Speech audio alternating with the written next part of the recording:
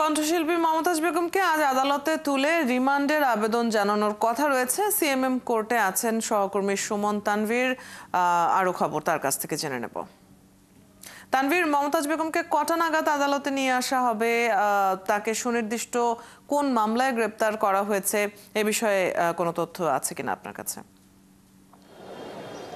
আপনি জানেন কিন্তু যে গতকাল রাত 12টার দিকে কিন্তু ধানমন্ডি থেকে তাকে গ্রেপ্তার করা হয় এবং সেই গ্রেপ্তারের পর এখন পর্যন্ত তিনি ডিবি কার্যালয়ে তাকে রাখা হয়েছে। তবে তাকে আসলে কোন মামলায় গ্রেপ্তার দেখানো হবে সেই বিষয়টি এখন পর্যন্ত কিন্তু আমরা কিছুক্ষণ আগেও ডিবি কর্মকর্তাদের সঙ্গে কথা বলছিলাম। তারা বলছিলেন তার যেহেতু মানিকগঞ্জে তার বিরুদ্ধে মামলা আছে, একাধিক মামলা আছে, রাজধানীতেও তার নামে মামলা আছে, সো কোন মামলায় তাকে গ্রেপ্তার দেখানো হবে সেই বিষয়টি কিন্তু এখনও নিশ্চিত নয়। তবে আমরা বলতে পারি যে কিছুদিন আগে আসলে আমরা দেখছিলাম যে হাতির ঝিলে তার নামে একটি হত্যা চেষ্টা মামলা হয়েছে।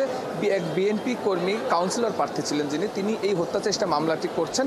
তো এই মামলায় তাকে গ্রেপ্তার দেখানো হতে পারে এমন একটি কথা আমরা শুনছি। তবে এটি এখনও আসলে নিশ্চিত সূত্রে আমরা বলতে পারছি না। তবে মানিকগঞ্জের যেহেতু তিনি এমপি ছিলেন আওয়ামী লীগের এবং সেখানে তার একাধিক তার নামে মামলা আছে, নানা রকম অভিযোগ আছে, সেই জায়গা থেকে মানিকগঞ্জের যে তাকে গ্রেপ্তার দেখানো হবে না সেটাও কিন্তু নিশ্চিত করে বলা যাচ্ছে না। আমাদেরকে ডিবি কর্মকর্তারা কিছুক্ষণ আগে বলেছেন যে হয়তো ঘণ্টাখানিকের ভিতরে এই সিদ্ধান্তটি নেবেন। অনেক পারিপার্শ্বিক বিষয়গুলো আছে, সেই বিষয়গুলো বিবেচনা করে এই সিদ্ধান্তটি নেওয়া হবে। আর যে প্রশ্নটি করেছিলেন রিমান্ড, অবশ্যই তার রিমান্ড চাওয়া হবে। আপনি জানেন যে আওয়ামী লীগ নিষিদ্ধ হওয়ার পর প্রথম কোনো বড় কোনো আসামি অর্থাৎ হাই প্রোফাইল কোনো আসামিকে গ্রেপ্তার করা হয়েছে এবং সেই গ্রেপ্তার নিয়ে আসলে আনুষঙ্গিক যারা ঊর্ধ্বতন কর্মকর্তা আছেন তাদের সঙ্গে কথা বলে সিদ্ধান্ত নেবে, এটা খুব স্বাভাবিক। তবে এতটুকু নিশ্চিতভাবেই বলা যায় যে বিকালের আগে যদি সিএমএম কোর্টেও তাকে নিয়ে আসা হয়, বিকালের আগে তাকে কিন্তু এই কোর্টে আনা হচ্ছে না, যেহেতু এখন পর্যন্ত সেই সিদ্ধান্তটি নেওয়া।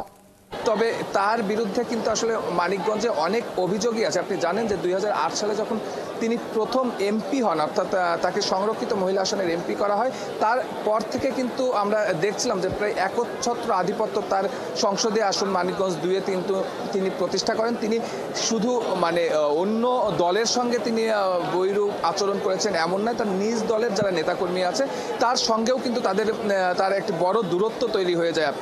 আমরা যেটা গত নির্বাচনে দ্বাদশ জাতীয় সংসদ নির্বাচনে দেখেছি যে তার নিজ দলেরই একজন স্বতন্ত্র প্রার্থীর কাছে কিন্তু তিনি পরাজিত হন এবং এই স্বতন্ত্র প্রার্থীকে যারা সাপোর্ট দিয়েছিলেন তারা সবাই কিন্তু আওয়ামী লীগের, অর্থাৎ তার আসনের আওয়ামী লীগের নেতৃবৃন্দ ছিলেন। তার বিরুদ্ধে একটি বড় অভিযোগ যে তিনি তার এলাকার রাজনীতিকে একদম মাফিয়া রাজনীতিতে পরিণত করেছিলেন। আপনি খবরাখবর রাখছেন এই অভিযোগগুলোর ভিত্তিতে আদালতে কি কার্যক্রম হয় আমরা সেগুলো নিশ্চয়ই পরবর্তী সংবাদে আপনার কাছ থেকে জানবো। সিএমএম আদালত থেকে সহকর্মী সুমন তানভীর যুক্ত ছিলেন এতক্ষণ।